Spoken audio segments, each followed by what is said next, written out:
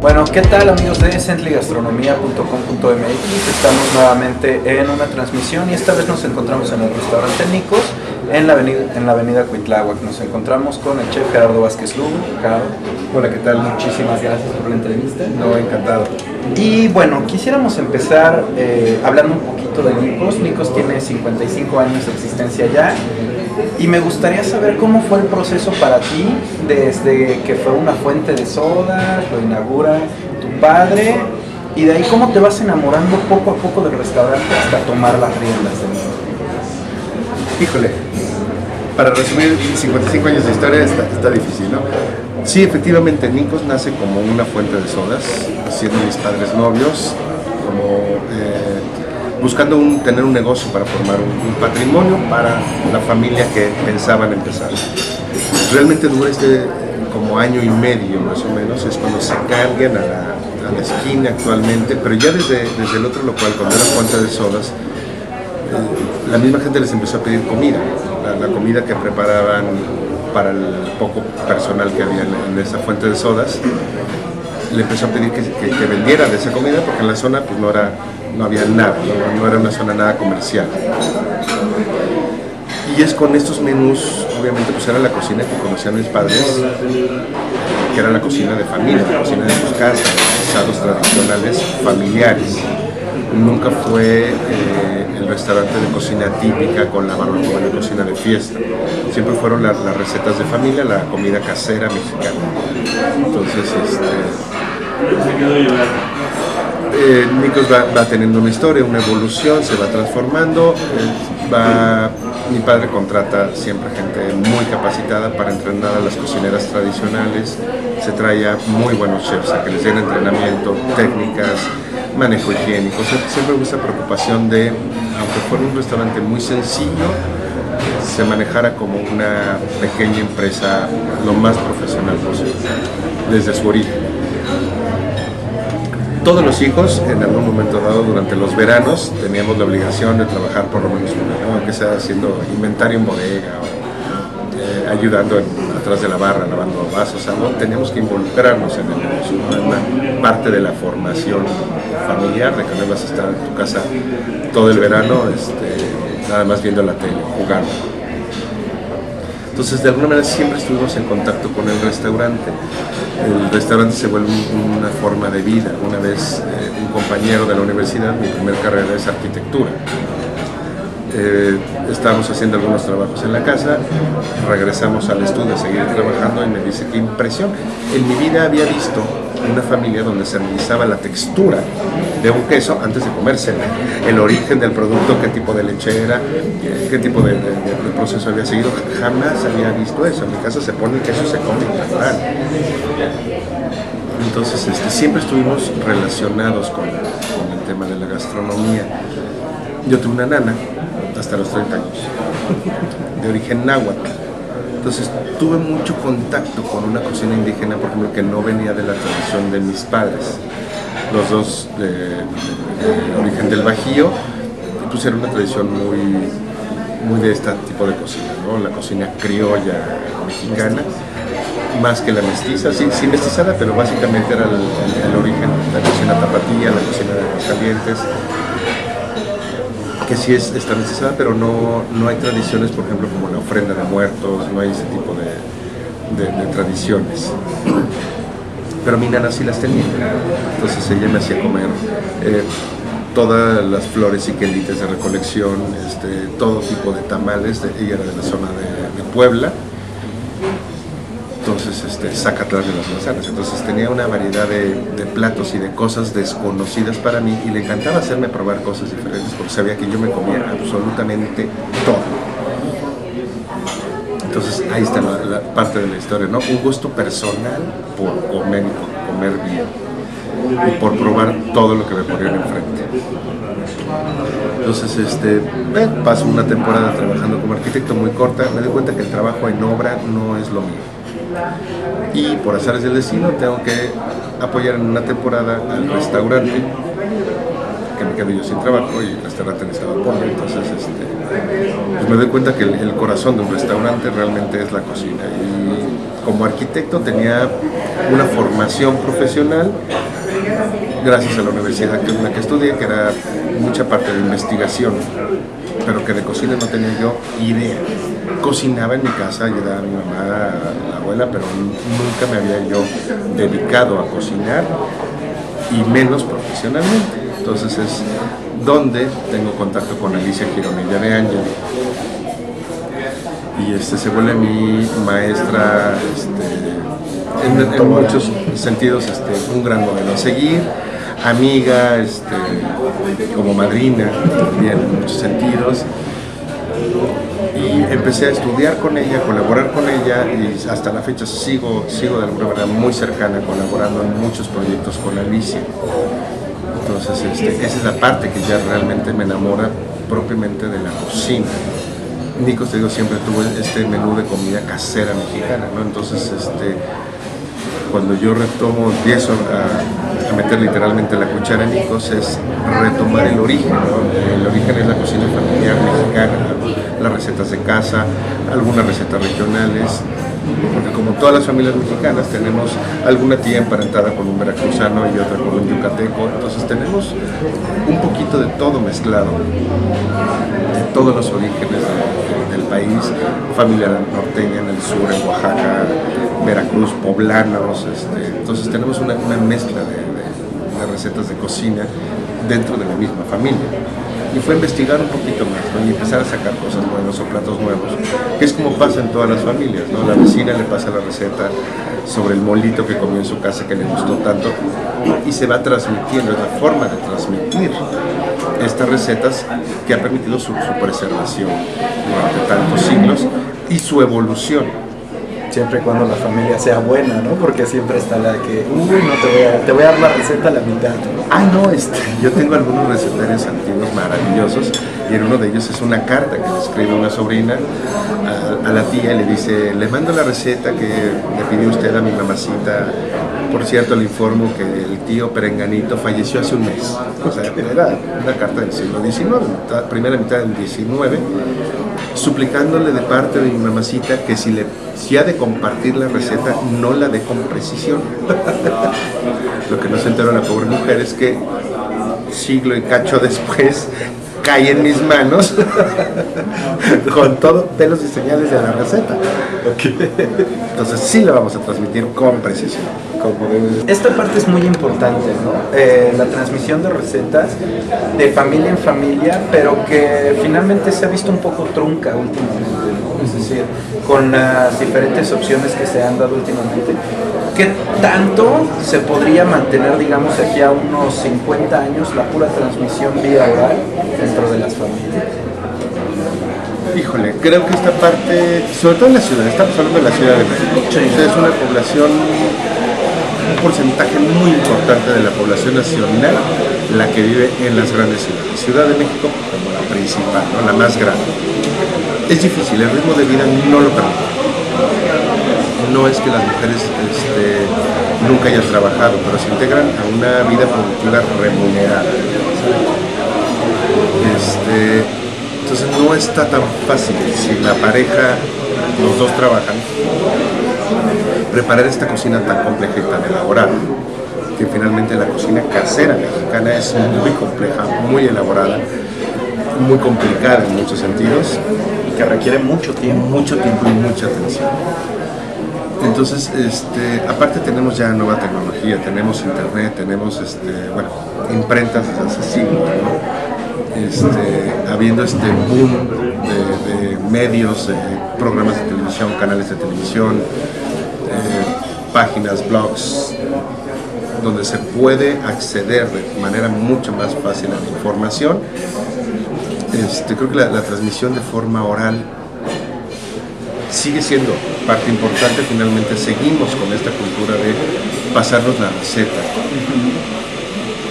Yo lo hago con mis vecinas incluso, ¿no? Oye, pásame una receta para una vinagreta, cualquier cosa. Seguirá bien, pero también, pues, así como cualquier otro aspecto de la cultura de un pueblo, pues está inmerso ya dentro de la tecnología, ¿no? Antes se viajaba a Europa, ¿no? Para conocer a los grandes pintores. Ahorita te metes en una página, salen hasta por orden cronológico, ¿no? Toda la obra de Cézanne, Gauguin. Y antes tenías que aventarte un viaje a Europa de 6 meses para conocer a los grandes pintores. Sí, que igual sigue sin ser lo mismo, o sea, con la tecnología siempre guardando un poquito la distancia, ¿no? Porque no es lo mismo estar frente a un cuadro de Klimt de 2 metros que te impresiona que verlo en el internet, ¿no? Siento que la cocina un poco va por ese lado, ¿no? O sea, sí se puede ver, pero siempre faltará como esta parte. Probarlo. Exacto. Finalmente es algo cotidiano, entonces lo tienes que probar para entenderlo. ¿Y qué tan importante ha sido la investigación de las recetas? Porque de repente hay mucha gente que dice, bueno, voy a hacer cocina mexicana, ¿no? Se agarra 3 recetas y y las hace. ¿Qué tan importante es la investigación para ti? Muchísimo, porque fue la forma como me formaron, ¿no? Una de las primeras veces que tuve que preparar algo en alguna clase con Alicia fue para un festival de cocina veracruzana. Entonces me presenta 3, 4, 5 libros, uno de ellos en francés para ver métodos de cocción, y me pone un cerro de libros, ¿no? Enfrente de mí, me dice, investígame tal salsa, todas las versiones, ¿no? Recetarios antiguos, recetas contemporáneos, su propio libro, y vamos a ver cómo vamos a presentar, por decirte, un pescado a la veracruzana, ver cuáles son todas las variantes que existen en diferentes recetarios, en presentaciones, métodos de cocción, para poder presentar un filete de pescado a la veracruzana, simplemente. Entonces, así fue como a mí me forma profesionalmente Alicia D'Angeli. Te digo, yo venía de una universidad donde la investigación es primordial. Entonces, no concibo la cocina si no tiene esa parte de investigación, la cocina profesional. Cocinar en tu casa puedes hacerlo de forma más informal, mucho más relajada. Finalmente es un acto muy placentero preparar los alimentos para compartir con alguien más. Entonces, pero de forma profesional no la entiendo de otra manera. Si no estaremos tratando de inventar el hilo negro, y muchas de las veces estaremos faltándole al respeto a toda una tradición, ¿no? Si nos queremos inventar algo así de, pues es que yo cocino así. Sí, en tu casa lo puedes hacer, pero no profesionalmente. Claro, se vuelven en magos, ¿no? Lo que pasa de repente con algunos alumnos es esta parte de que les dices que se vuelven magos porque en realidad solo avientan las cosas a ver si sucede magia, ¿no? A veces sucede magia, no entienden el porqué de las cosas. Yo cuando les daba cocina mexicana, en el claustro de San Juan, había un ejercicio que les gustaba mucho, que era con 3 ingredientes básicos de una salsa, mexicana: chile, cebolla, tomate, cilantro, 4 ingredientes, y ver qué pasaba en crudo, con diferentes cortes, blanqueándolo, horneándolo, friéndolo, reduciéndolo, o sea, qué pasaba con todas esas formas de utilizar el ingrediente. Y era, incluso les hacía al final, ya que tenían toda esta evolución de todos los cortes y demás que le habían podido hacer a la cebolla, desflemándola, no sé qué, friéndola, asándola, horneándola y tal, lo poníamos en copas, ojos cerrados, y analizar cuál era cuál. Qué se había logrado con fritura, qué se había logrado con blanqueado, qué se había logrado con horneado, qué se había logrado con los diferentes métodos para usar un producto o una serie de productos que es pico de gallo, salsa mexicana para unos molletes. Entonces, en base a eso, podrían ellos desarrollar muchísimas cosas, ¿no? ¿Qué quiero lograr con el plato final? Quiero una salsa tersa, quiero una salsa rica, quiero una salsa rústica, porque la voy a combinar con... Esa parte es como, llega a ser hasta como complicada, ¿no? ¿Cómo hacerle entender, o bueno, a tu parecer, qué es lo que le falta a las escuelas de gastronomía para que los estudiantes nobles logren entender esta parte, uno, de investigación y dos, de respeto a la cocina? A mí precisamente en el claustro, Ángeles Balarda en algún momento me enseñó una de las cosas más importantes, que era, si tú respetas a la materia prima te va a respetar. pero que para entender ese respeto hay muchísimo atrás, ¿no? O sea, para tú poder respetar una materia prima tienes que saber de dónde viene, cuáles son las opciones que se les puede aplicar, qué tipo de acompañamiento le vas a poner. Y lo más importante que nos decía es, siempre piensen cómo va a terminar su plato. Si ustedes no se pueden imaginar qué es lo que están buscando, no pueden cocinar. Así de fácil. ¿Cómo poderle transmitir esto a las generaciones nuevas? Lo que pasa es que creo que ahora hay un boom, ¿no?, de escuelas de gastronomía. En mi generación era comunicaciones. Sí, claro. Eran los comunicólogos, ¿no? En la generación de mis hermanos eran los diseñadores gráficos. Entonces, no es que esté mal, ha habido diferentes booms, ¿no?, de generacionales de diferentes carreras que se ponen de moda, ¿no? Entonces no juzgo ni critico a las escuelas que ahora, antes daban diseño gráfico por computación, ahora gastronomía, porque finalmente pues muchas de estas escuelas son un negocio, ¿no? No todas realmente tienen la pasión o la vocación, ¿no?, educativa. Muchas de ellas sí, pero no todas, seamos honestos. Entonces, necesitan matricular alumnos. Entonces, creo que no ha habido una selección correcta desde la selección del alumnado, que por qué intereses están estudiando gastronomía. Punto muy importante. Cuando yo estudié arquitectura, yo paso una entrevista con director y subdirector para saber por qué motivos quería estudiar yo arquitectura. Y después de eso ya me hice un examen de admisión. Antes no. Primero paso yo una entrevista. Creo que esa selección no se está haciendo en las escuelas de gastronomía. Matriculan alumnos simplemente con su nombre y sus datos generales, sin pasar una entrevista y realmente ver los motivos que tiene este chico que va a entrar a estudiar un oficio, que realmente es esto, ¿no? Esa es la otra. Le tenemos miedo a decir que es un oficio, que somos no artistas, que somos artesanos, viéndolos ya muy bien, llegaremos a ser artesanos. Claro, que somos cocineros. Somos cocineros. El cocinero es un oficio artesanal, no es artista. Entonces, de entrada el enfoque, ¿no?, de qué es lo que el chico va a buscar. Y dos,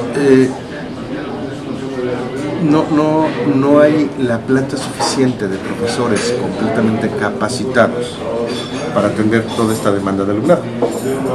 Entonces, a mí me preocupa algo que ha estado pasando, que son chicos que recién egresan con cero experiencia, porque haber tomado 3 o 4 meses de prácticas profesionales, más o menos, en 2 o 3 restaurantes, no significa que tengan experiencia profesional en el ramo. Y son estos chicos los que se están contratando para que den clases a las nuevas generaciones. Entonces el conocimiento en cocina profesional va disminuyendo. Entonces, pues es un tema difícil la cuestión de las escuelas de gastronomía en México. Tristemente, por ejemplo, anécdota, yo estoy recibiendo solicitudes para práctica profesional en hijos desde el año pasado para este próximo periodo. Tristemente lo tengo que ocupar con estudiantes franceses, probablemente un argentino y un peruano. No hay un solo mexicano interesado en hacer prácticas conmigo. Alguna que manifestó su interés por Twitter y después de 7 twitters de ¿pero qué tengo que hacer? ¿Qué tengo que llevar? ¿Y cómo le hago? Por Twitter, niña, comunícate tal teléfono y demuestra, ¿sabes, no? A mí me mandaron, tengo fotografías, carta de intenciones, firmo un convenio con la Universidad Francesa, pero desde el momento en que el alumno manifiesta su interés. Estos chicos tienen la licenciatura a vocación internacional, entonces tienen que conocer de cocinas de otro mundo, de todo el mundo, y pasan un periodo de prácticas en México.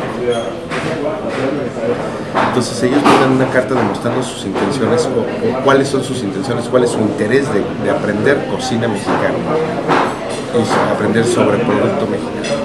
Laboralmente esos son los chicos que van a salir al mercado. En mercado laboral globalizado. Entonces, ¿a quién contratas? A un chico que, aparte de que conoce su propia cultura, la cultura francesa, la cocina francesa, domina sus técnicas, aparte tiene conocimientos sobre el país donde se va a venir a radicar. Entonces, ¿a quién contratas como chef para un restaurante de cocina francesa?